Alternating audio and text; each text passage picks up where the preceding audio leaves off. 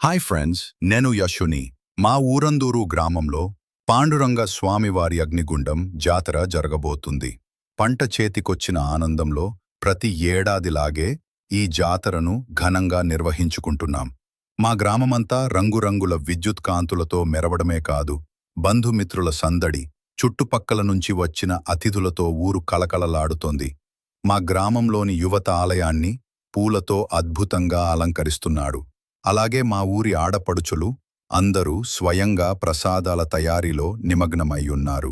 ఈ సమయంలోన జేసీబీతో మేము అగ్నిగుండం ఏర్పాటులో బిజీగా ఉన్నాం.